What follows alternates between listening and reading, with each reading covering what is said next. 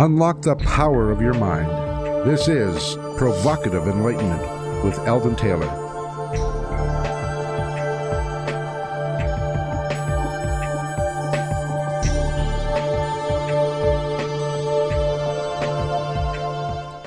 Welcome and thank you for joining us today. The next hour is devoted to learning something more, not just about the world of shoes and chips and sealing wax, but about how, what, and why we believe as we do. A time for the open-minded, and a time for those willing to question what they think they know or what they may believe, those willing to be uncertain for an hour. I'm Eldon Taylor, and this is Provocative Enlightenment, and my lovely partner Ravinder is here in the studio with me today and trying to catch up, trying to kind of totally arrive. So I may give her a bit of a bad time just for fun. All right, you're invited to join our chat room by going to provocativeenlightenment.com/chat.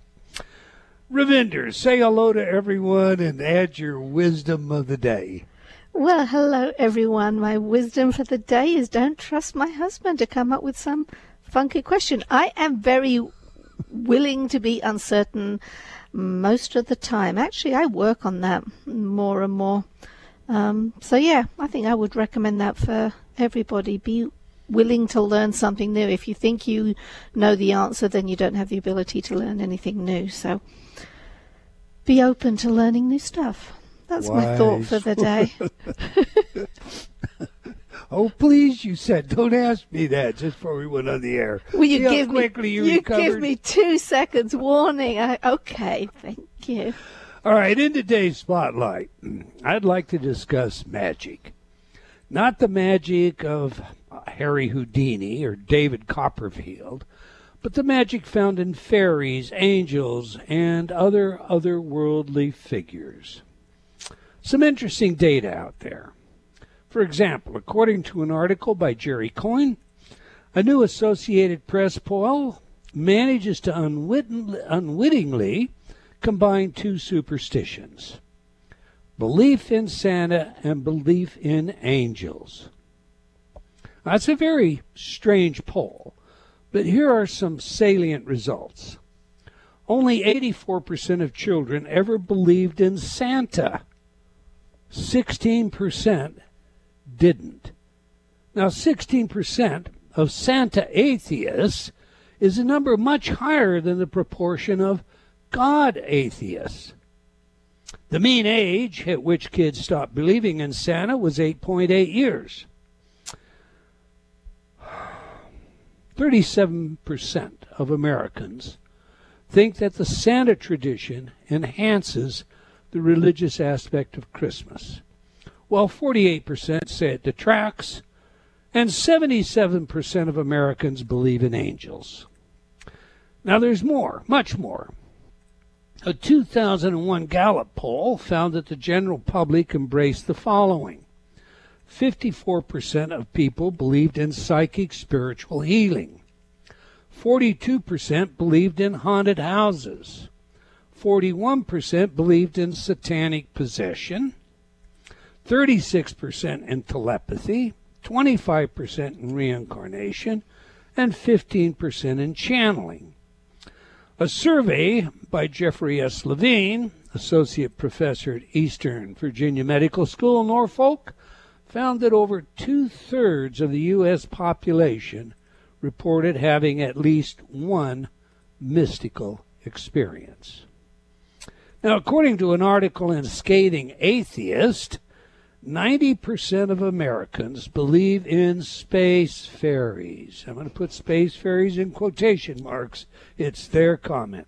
Quoting the article, in a recent Gallup poll, more than 90% of Americans still believe in God, despite the fact that, in the same survey, 100% of them had no evidence upon which to base this asinine assumption, close quote.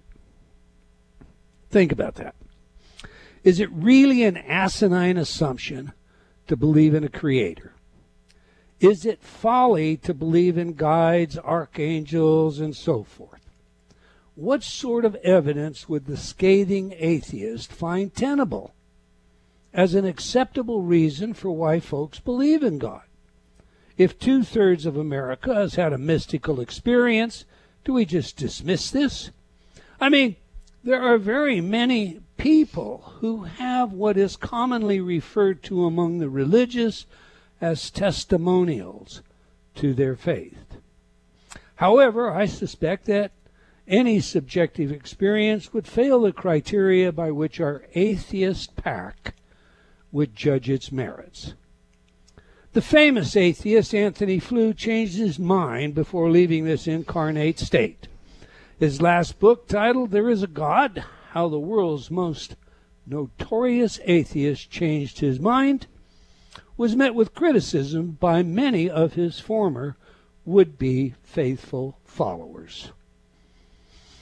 Among the challenges thrown at Flew was the notion that he only did this for money.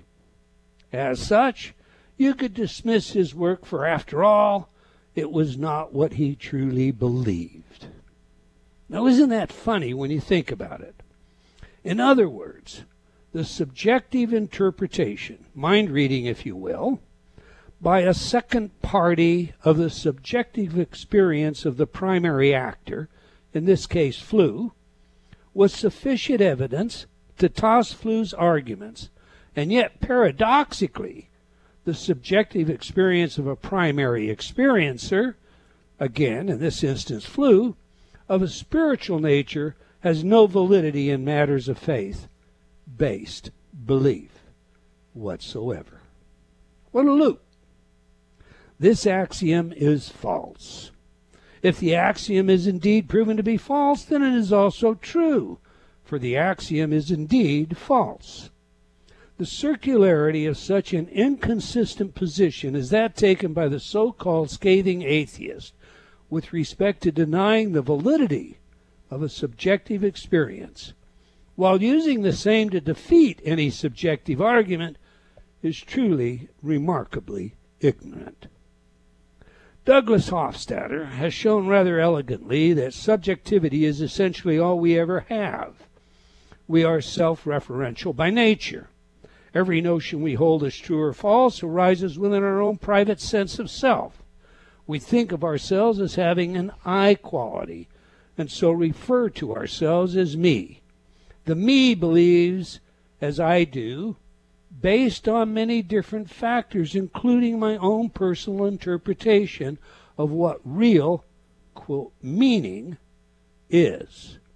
Further, real meaning for most has a certain economy to it. What do I gain from this? Think for a moment about yourself. What do you believe, and what do you gain by believing it? The pragmatist in me finds value in believing in many things described as supernatural. Dr. Ralph Lewis, author of Finding Purpose in a Godless World and an outspoken atheist, told me that when he is dealing with a seriously ill patient who believes in God, he sustains their belief because it has value to them. Value that sometimes seems to lead to some rather mysterious and or miraculous healings. As a pragmatist, if it serves you, you should believe it. My thoughts anyway. What are yours, Ravinder? You know, you've got loads and loads of stuff in there, so I couldn't begin to tackle it all. Your loop-de-loop arguments, I confess, do challenge me a little bit. I totally understand that if an axiom says that something is false, then the axiom is true, because it is true that that something is false. But quite how that relates to real life and what you do with it, I confess I am confused. The argument about flu... Hold it a minute. Okay, so that's Kurt Gödel. And Kurt Gödel basically showed that Principia Mathematica, supposedly, here it is, the doctrine that will eliminate all self-reference, inherently at a higher level of understanding, self-reference. And so much to Russell's chagrin, his Principia Mathematica failed to serve the purpose because of self-reference. Now, if you realize that we are, in a sense, a servo-auto mechanism, whether that's biological or materialistic, okay, the human condition, a biological servo-auto mechanism, like a thermostat that adjusts itself according to the temperature input to maintain a regular temperature.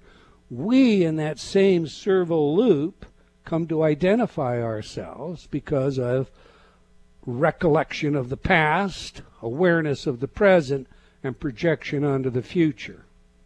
As such, we form our beliefs, our perceptions on the basis of this I understanding. This I understanding has a pragmatic economy. Does that make it clearer? Perhaps, but it's still very deep. All right. It is. I give up. No, just be patient. One day I'll. You, take a look at Hofstadter's I'm a Strange Loop.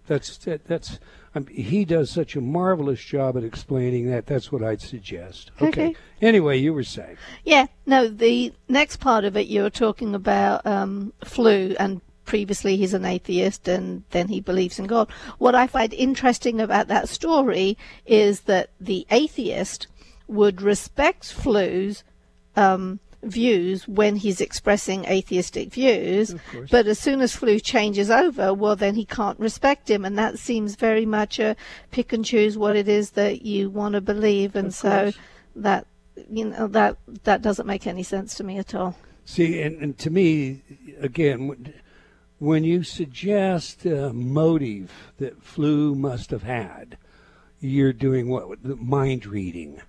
You're saying, oh, well, he had other motives for writing this book, even if he doesn't confess them. Well, he could have had the same motives for the first book. But wait a minute, but that's your subjective, I am reading his mind, that's what I think. And then to turn and say that someone else's subjective perspective has no value, what you're really saying is only my subjective value counts. And that's a circularity that's ignorant in my view. All right, moving on. Every week I read some of your letters as our way of involving you while paying respect to the very important role you play in making this show successful. Last week our show featured attorney Michael Lasky, and we discussed his work and book, The Good Brand. Joni wrote, thanks for the show. I will buy Mr. Lasky's book before I go ahead with the business I plan to open. Very valuable information. Blair wrote, I loved your show with Michael Lasky. I had never considered the silver tsunami before, and I am one of those planning on selling my business in the next 10 years. I can see I need to consider everything differently. Thanks again. Moving on, R.R. wrote, InnerTalk is the most powerful tool in my arsenal. It harnesses the power within me to make dreams come true. I don't go a single day without my dose of power.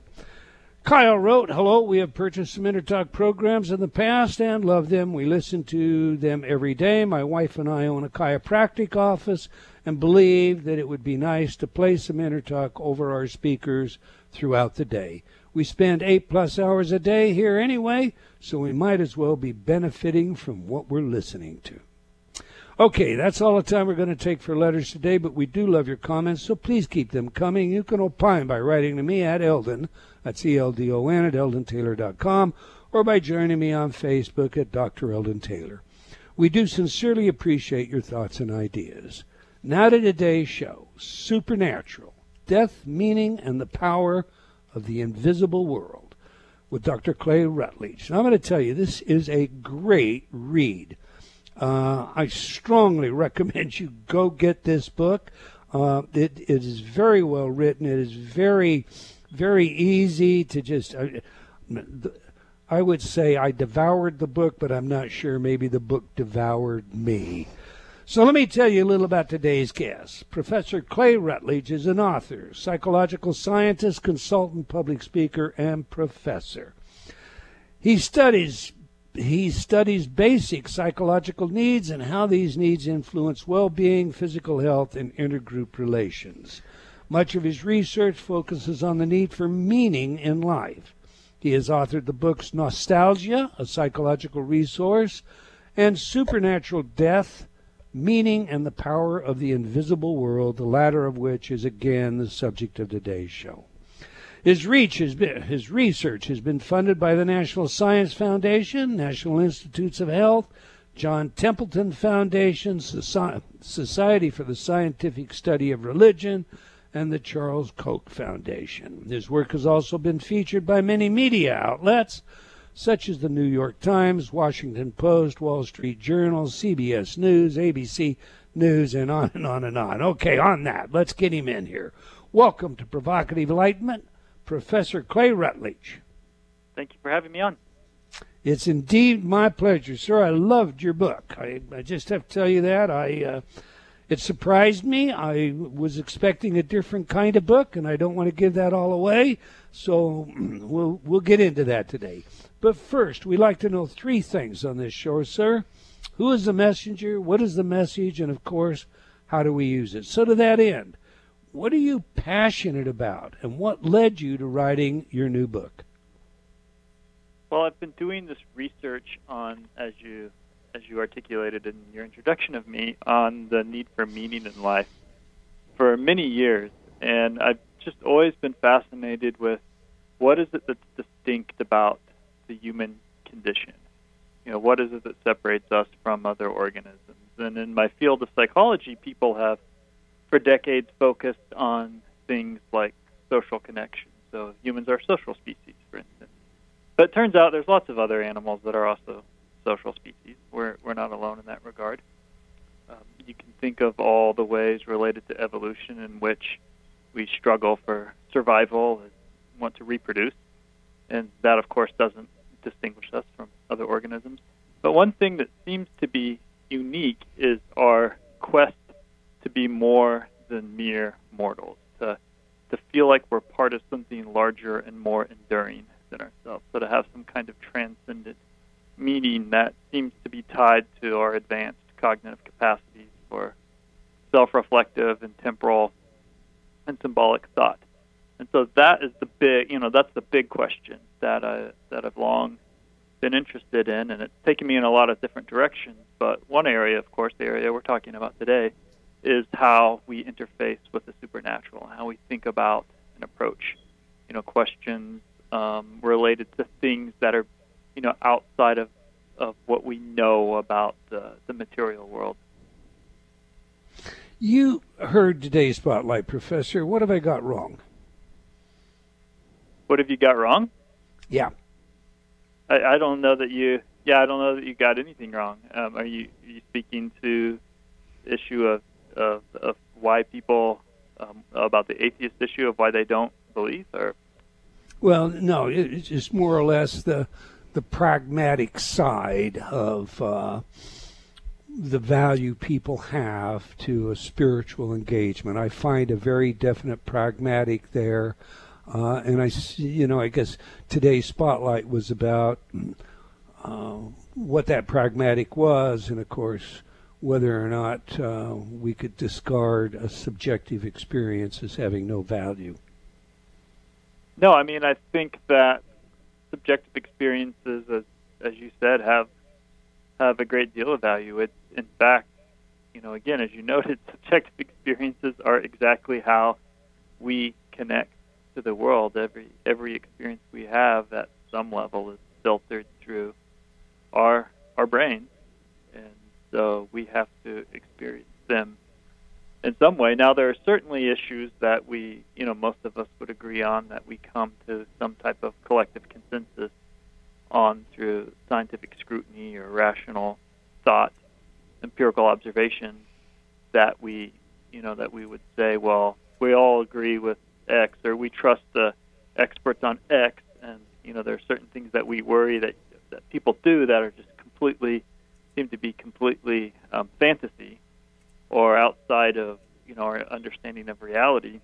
Right. But that's usually not what people are arguing about. And when people criticize religion or spirituality or these types of subjective experiences, explorations, they often pick the easiest things they can to attack without really grappling with the more substantive or deeper, not just practical, pragmatic value, as you pointed out, but just even the more intellectual or kind of deeper questions that people have that are hard to, if not impossible, to fully resolve through science or empiricism.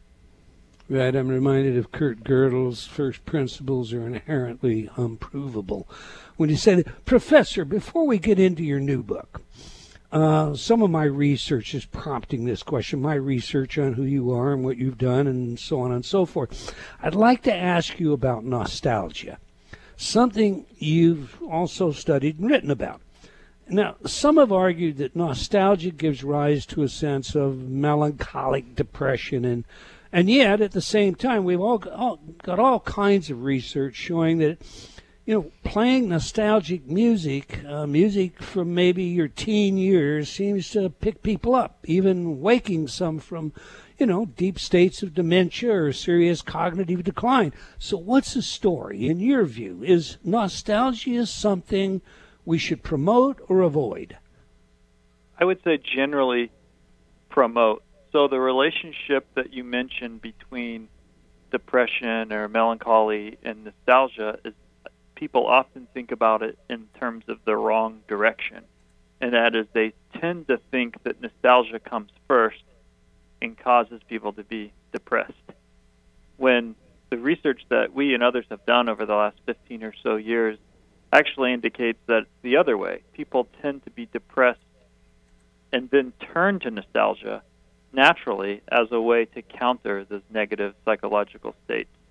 And so you can do this, of course, correlation doesn't equal causation, and so you have to do these studies experimentally, and that's what research has observed is, on average, it tends to be that people have some type of discontent or anxiety or negative emotions that they're experiencing, and that inspires nostalgia for the past as a way to regain some sense of self and identity, connection with loved ones, and most notably some sense of meaning in life, that you matter, that there are people that care about you, that you've done things in your life that are of value, and that tends to counter these more depressive states.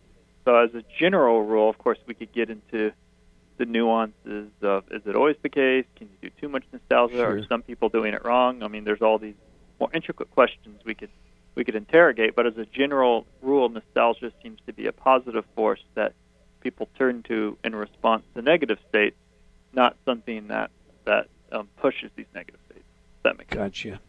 Now, as a follow-up, and part of the reason for why I asked the question about nostalgia, for many people, the whole idea of magic, supernatural, and so forth first arises in their early life as children, and whether, it can be the magical characters like the Tooth Fairy or Santa Claus, but for those raised in a religious home, the magical characters also may include figures of their faith that perform miracles, including angels, that watch over them. So my question is, our connection to the supernatural, is it of a sort, do we have a nostalgic need or longing where magical beings could be trusted to take care of us? Does that have anything to do with our predisposition or propensity toward belief in the supernatural, sir? That's an interesting question. I hadn't really myself connected the two topics of nostalgia and supernatural beliefs in that way. Now, I have connected them in another way, which is the reason I study these two topics is because they're all about meaning in life and our sense of connection. And so from that perspective, it isn't just our connection to other people and at one point in time, it's our connection across time. And so I think where you're probably most certainly right is part of religion or belief is culture. And part of culture is our connection to our family and our past and our traditions. I mean, it's something that as people get older, they develop more of an interest in finding out who their people are and where they're from and, what their traditions are. in topics like genealogy. People seem to just kind of get naturally interested in that as they get older, as they're longing to place themselves in some kind of continuous cultural tradition. So I do think part of these issues related to supernatural beliefs do involve the sort of cultural nostalgia in ways that we haven't, like I said, we haven't really directly or systematically studied, but I do think it is part of the same general motive for meaning in life that in part is based on where, placing ourselves in some kind of meaningful narrative that transcends time. All right. We have a break coming up, Professor. When we come back from the break, let's get into your book, because, again, I loved your book, and for everybody out there, it's Supernatural, Death, Meaning, and the Power of the Invisible World. I strongly, highly recommend this as a read for you.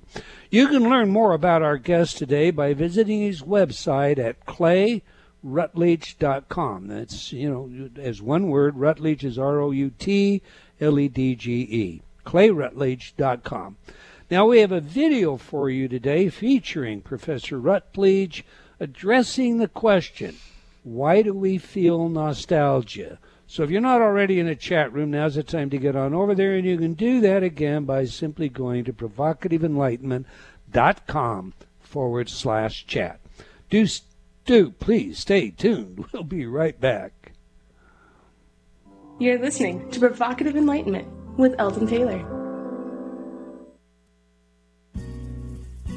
Change has never been easier. Whether you wish to lose weight, stop smoking, build better relationships, become creative, enjoy ultra prosperity, or simply relax and promote self-healing, InnerTalk has been repeatedly demonstrated effective in the most rigorous of scientific studies. Our customers love InnerTalk. Sean wrote, I have struggled with bulimia for over 30 years and have never been able to lose weight without restoring to it until I used InnerTalk. Vicky wrote, my hubby has been using the Stop Snoring CD and already his dangerous and raucous snoring levels have stopped. Celeste wrote, I recently graduated from Taft Law School with honors. I'm writing to tell you how much your InnerTalk CD, Excel in Exams, has helped me. With over 300 titles to choose from, there is something for everyone. Check it out today by going to intertalk.com.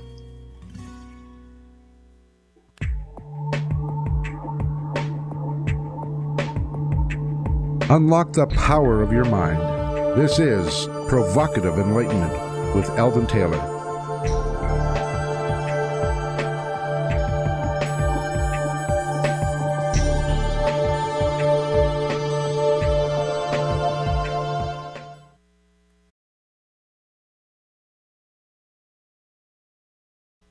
Welcome back. If you just joined us, we're chatting with Professor Clay Routledge about his work and book, Supernatural, Death, Meaning, and the Power of the Invisible World. Again, go get this book. All right. You can learn more about our guest by visiting his websites at clayroutledge.com. All right, every week we ask our guests for their favorite music that has some real meaning to them. Music psychology is a field of research with practical relevance in many areas, including intelligence, creativity, personality, and social behavior. All right, Professor, I think you had something else in mind when you chose this as opposed to being your favorite piece. But if I'm wrong, correct me. Nevertheless, we just played some of Death Cab for Cutie's song, I Will Follow You Into the Dark. Please share with our audience why this one. So it's not my favorite song, as you noted, but I do like it. I do actually like the song a lot. I think it's a very nice song. But I chose it because it really captures what's at the heart of my book, which is the key feature of an awareness of self and mortality in the way we approach the supernatural. So a lot of supernatural beliefs, particularly the ones that give us some sense of meaning in life, are about mortality. Our mortality, the mortality of those we love. So mortality is death is the ultimate ostracism. It's the ultimate removal from or separation from the people that give our lives meaning.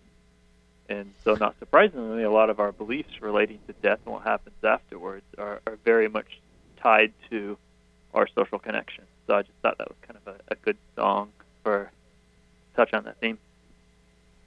It is a catchy song, and it also pulls on the heartstrings, because I think certainly does. People, you would think, I'll certainly follow you. I mean, thinking of your children or your loved ones, you hope to do that. I think we all hope to. So let's turn to your book very precisely. Is that the reason people believe in magical, supernatural things, because of our temporality, or is it more involved as well?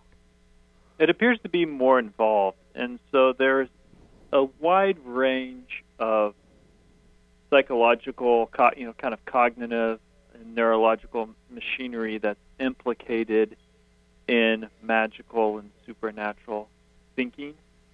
And so it's not just the case that there's just one motive at play, for instance, but there are books and researchers that focus on a variety of these issues, even just things like making sense of the world, like patterns. Like it helps to make sense of the world, to navigate the world, and we look for patterns.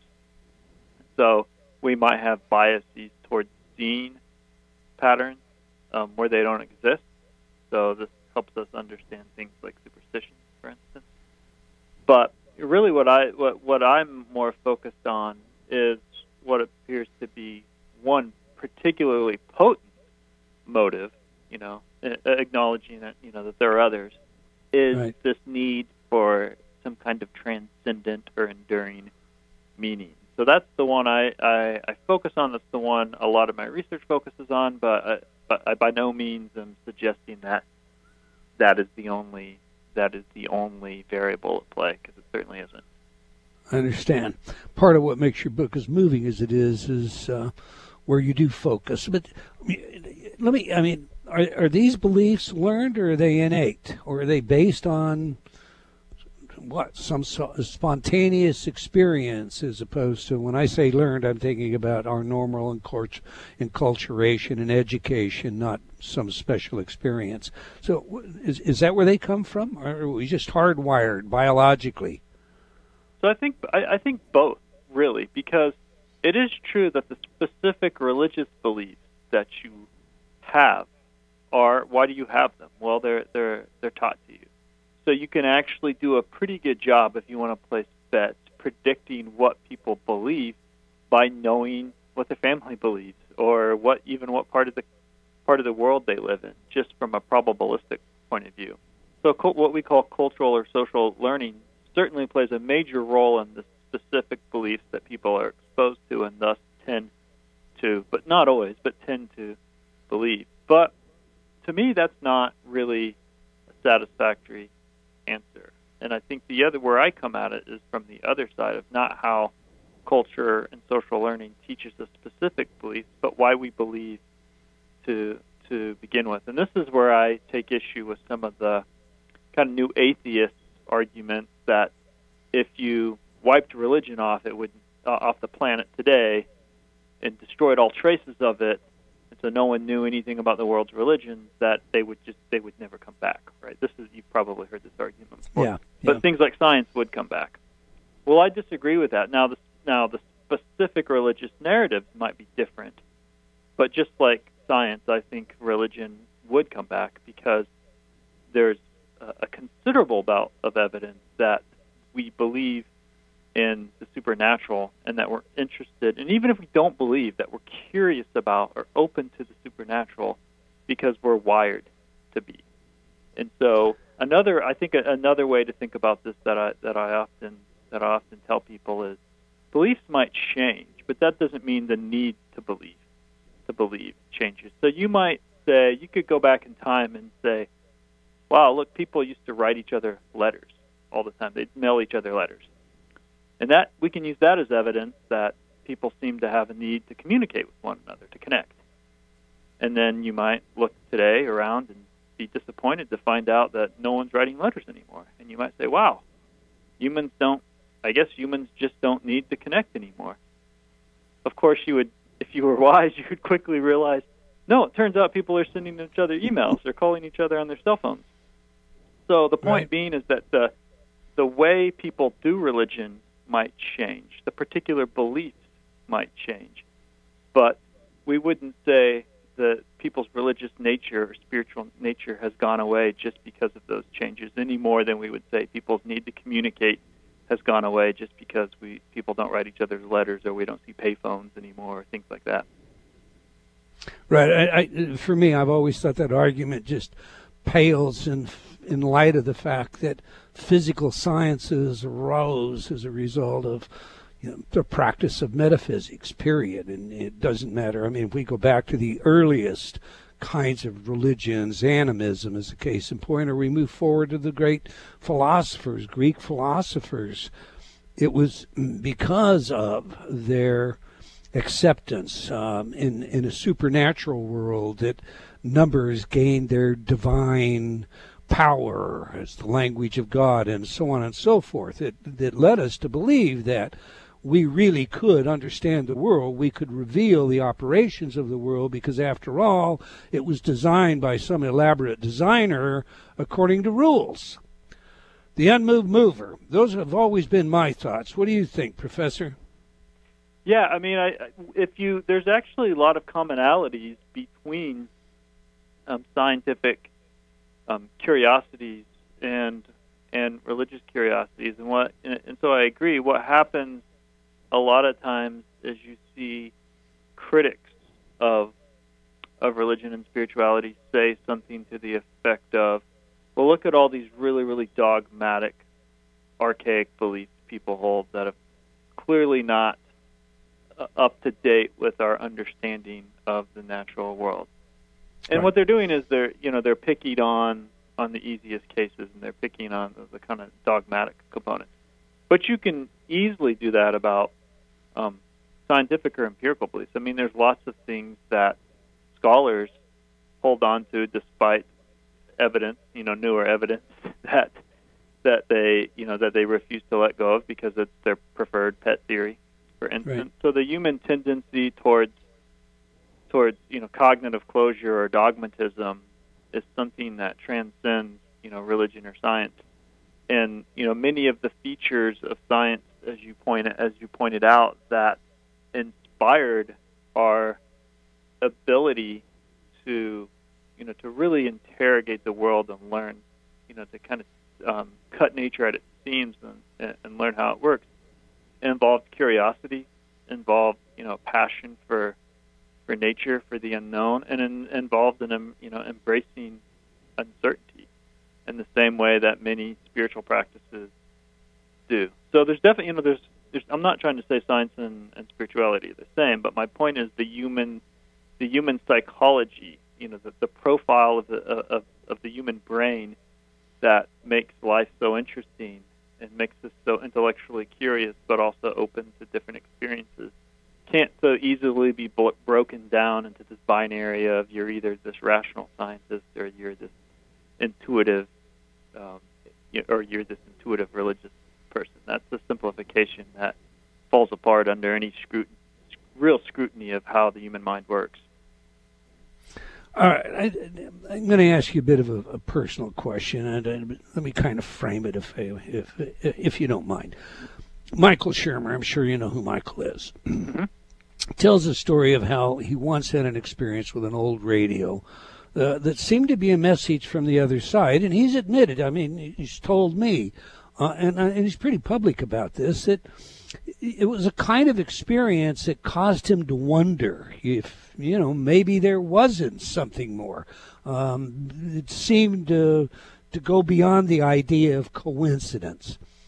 So my question, I guess, Professor, have you ever had an unexplained experience yourself that's, led you to question whether or not there was more than, the reductionistic, materialistic, mechanical kind of view that many scientists would have us believe today? I've never really had a, what might be classified as a miraculous or paranormal experience.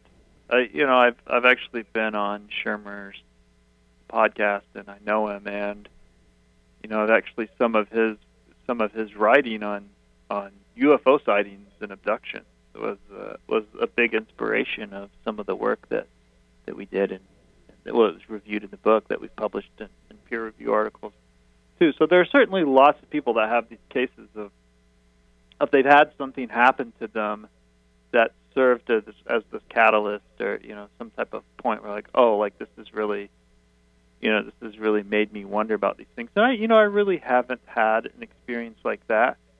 I am from a very religious and conservative family. That my parents were Southern Baptist missionaries. I was born in Africa, so I'm from a world, and I've lived in a world where these types of experiences are not things that people just come across, but are openly invited. I mean, where people pray and ask God for guidance, or pray for miracles. And I haven't had these any one profound experience like that, but I certainly know of this idea and of this and come from this place where those experiences are not frowned upon. All right, I guess let's change subjects a little bit, but still staying within the confines of your own work, sir. Today we see a great number of young people who are just totally rejecting the idea of God, a creator, religion, etc. And we have very liberal universities who would appear to be, doing the very best they can for the most part in promoting the idea that this is maybe what, as Sigmund Freud said, religion is a sugar-coated neurotic crutch. So, what kind of influence or effect do you think that will have long-term on our society? That's a tough question. I don't really know what type of effect it will have, but I'm not well, let me say it this way. I'm skeptical. I'm very skeptical about this claim, as I articulate in the book, that religion is really in decline. And now, so what I mean by that is that it's true by nearly every measure. People are less traditionally religious and less traditionally engaged in religious practices. So fewer people today pray, fewer people attend church or volunteer at church, fewer people are certain about the existence of God. More and more people, especially young people, reject traditional narratives, religious narratives. So, certainly it's the case that these kind of traditional beliefs and identifications are in decline.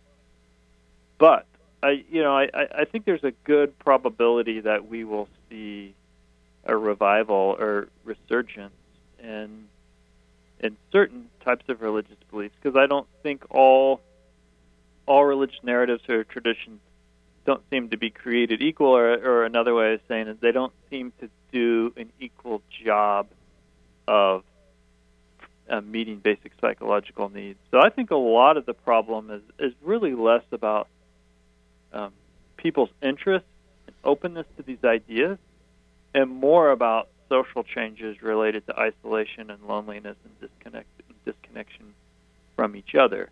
Because a lot of the substitute beliefs that people seem to be going in on are things like belief in healing crystals or ghosts or these things. And I'm not criticizing those things, except to say that if they don't provide a tradition that requires submission to a greater cause, a greater collective, or if they don't. So what I mean by that is if you go to a church, and the church wants to do something like make a soup kitchen or do something that's going to help the community, connect the people, you don't get to be, it's not successful if you say, I don't really want to do that, that's not my thing, right? You have to submit at some level, and that's how these bonds work, is you put other people in front of yourself. And so a lot of these other alternative practices don't really seem to do that, and so it allows people to do whatever they want, and that's great, but it doesn't necessarily function as a social glue. So my sense is that you'll see a revival or a rediscovery of traditions and ideas. Maybe they'll come in new modern forms, but the ideas that seem to connect people and to organize people in a way that promotes community and social bonds. And I want to ask a follow-up question. And I'm not saying this is fact, but I'm sure you're aware of it. There are all sorts of pundits out there that are talking about younger generation, being lost or being particularly prone to drug addiction, alcohol addiction, driving the opioid problem that we have in America and so forth. So, and again, as you've said, and is obvious, correlation is not causation, but do you see that just as you mentioned, an identification that as young people divorce themselves, or anyone divorces themselves from the sense of spirituality, the supernatural, we'll say religion, that one of the byproducts of that is that decline in their self-image is correlated with a lack of religion. Are the two declines? I guess that's where I'm going. When people lack meaning in life, is there a correlation between they've left faith, or they, have maintained a faith? Yeah, so you can, there's actually good correlational and some experimental evidence to bring to this question. It's certainly true that religiosity is positively correlated with meaning in life. So people who are more religious tend to report having a greater sense of meaning in life than people who are less religious or non-religious. Also, it appears to be the case in situations in which people experience a real threat to meaning, they become more open to or interested in religion. A really cool study that was done a few years back in New Zealand was kind of a nice real-life demonstration of this, where there was a very major earthquake. So this is, I should say, this is a culture that they had been measuring religiosity like they do here, in America, and seeing it in decline, pretty steady decline over the years. So fewer and fewer people in New Zealand believed in God, for instance. But then there was this major earthquake that happened, and then what they found, because they were measuring, belief in God, just happenstance were measuring it before, and then, at a time later afterwards, they found there was a significant uptick in the percentage of people who believed in God if they were in the area affected by the earthquake. And there's other studies like that as well. In other words, one way to think about this is it appears to be it's in more prosperous and safer societies in the West where people have, for lack of a better way of saying it, the privilege of not believing, because they feel like, hey, life's pretty good, life's pretty safe, I have the comforts and things I enjoy, and until something bad happens. Right. So we might, and this gets back to that issue of, me saying I think, religion, these types of beliefs might have a resurgence. We could be one major catastrophic event. I mean, that's not what we want to happen, of course, from people rediscovering, faith in not just a specific belief, but in the social fabric that religion seems to facilitate. And an irony of that, I think, is that it is, like I said, in these more prosperous, affluent societies where people are less religious, but this is exactly the same societies where we're seeing the uptick in all the problems you noted. So we're more prosperous than ever, but we also have higher levels of anxiety and depression. Right. I hate to cut you off, Professor, but we're simply out of time. Again, the book, Supernatural, Death, Meaning, and the Power of the Invisible. It is a fantastic read. Do go get it. We've come to the end of another episode of Provocative Enlightenment. I want to thank you, Professor, for your time, your work, and your willingness to share it, and thank all of you out there for joining us today. And until next time, wherever you are in the world, remember, believing in yourself always matters. Provocative Enlightenment has been brought to you by Progressive Awareness Research and other sponsors. Provocative Enlightenment is a syndicated show and appears on other networks. For a schedule of show times, visit provocativeenlightenment.com. If you're interested in becoming a sponsor, write to Eldon at eldontaylor.com.